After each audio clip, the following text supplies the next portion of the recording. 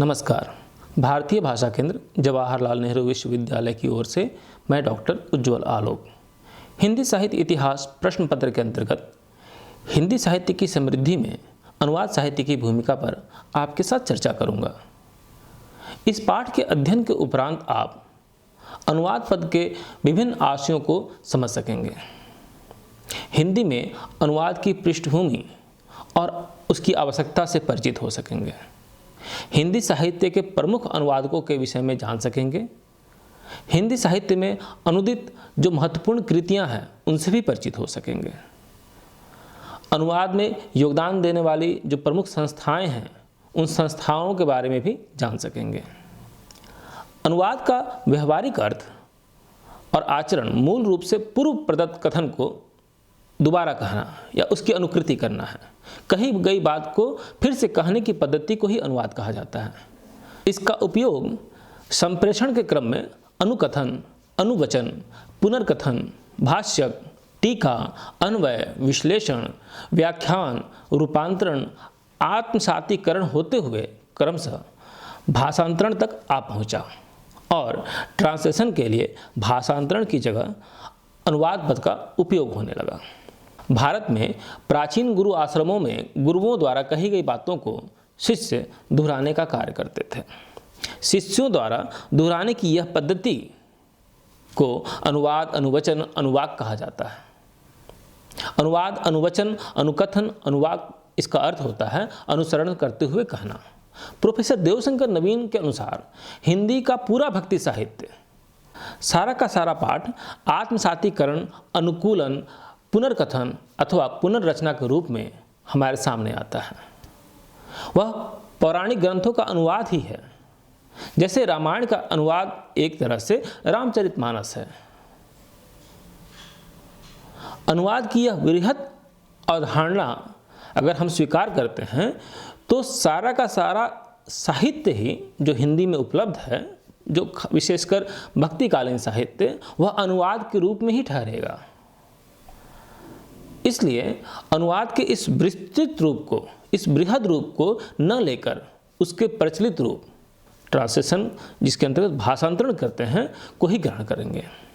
आइए हम हिंदी में अनुवाद की शुरुआत पर बात करते हैं।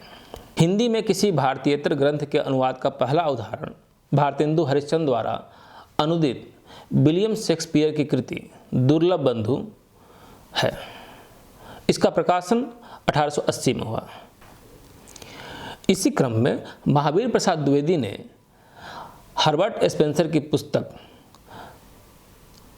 द एजुकेशन का शिक्षा नाम से और जॉन स्टुअर्ट मिल की पुस्तक द ऑन लिबर्टी का स्वाधीनता नाम से अनुवाद किया। आचार्य रामचंद्र शुक्ल ने रिडल ऑफ यूनिवर्स का विश्व प्रपंच के नाम से अनुवाद किया। इन अनुवादों के माध्यम से उन्होंने स्वाधीनता आंदोलन के दौरान भारतीय नागरिकों के मनोबल को बढ़ाने का काम किया। उपनिवेशवादी धारणाओं से प्रेरित अनुवाद जब भारतीय समाज, कानून, इतिहास, संस्कृति, परंपरा, चेतना और अस्मिता को विरूपित कर रहा था, उसका विरूपित चेहरा प्रस्तुत कर रहा था, उस दौरान महावीर प्रसाद द्विवेदी, रामचंद्र शुक्ल जैसे जो अनुवादक थे वह उनकी नियत पर आघात कर रहे थे। भारत की उस अनुदित अस्मिता को पेश करने वाले की नियत को स्पष्ट कर रहे थे। गौर करें तो हिंदी साहित्य के आधुनिक काल में मुख्यतः दो तरह की कृतियों का अनुवाद किया जा रहा था। पहले में वे कृतियां थीं जिनसे हिंदी प्रदेश की जनता को विश्व से जुड़ने में और विश्व को ठीक ठीक समझने में मदद मिल रही थी। दूसरे में भारत के प्राचीन ग्रंथों के अनुवाद किए गए ताकि भारतीय अपनी समृद्ध परंपरा को जान सकें और हम पे जो असभ्य होने का आरोप लग रहा था, हमें असभ्य जाति कहकर हमारा शोषण किया जा रहा था, उनकी नियति को ठीक ठीक समझ सकें। हिंदी आलोचक और विचारक प्रोफेसर नामवर सिंह ने अपने एक व्याख्यान में यह प्रश्न किया कि कालिदास तो भारत में पहले से ही थे, पर उनकी कृति का किसी आधुनिक भारतीय भाषा में अनुवाद 19वीं शताब्दी के मध्य आकर क्यों हुआ? और वह कृति अभिज्ञान शाकुंतलम ही क्यों थी? इस प्रश्न का उत्तर देते हुए उन्होंने स्वयं कहा कि हम भारतीय इस कृति के माध्यम से अपने भूले हुए अतीत को पहचानने की कोशिश कर रहे थे। इस नाटक में जिस तरह दुष्यंत शकुंतला को भूल गए थे, ठीक उसी तरह हम भारतीय अपनी सभ्यता, संस्कृति और इतिहास को भूलते चले गए थे। इसलिए इस नाटक का अनुवाद अनायास नहीं था, सायास था।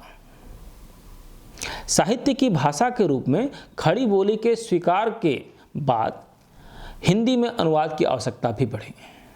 राजा लक्ष्मण प्रसाद सिंह ने अभिज्ञान शाकुंतलम के अनुवाद से जो शुरुआत की, उसका विस्तार उत्तरोत्तर बढ़ता गया। हिंदी का शायद ही कोई बड़ा रचनाकार होगा जिसने अनुवाद के द्वारा हिंदी साहित्य की समृद्धि में योगदान न दिया हो।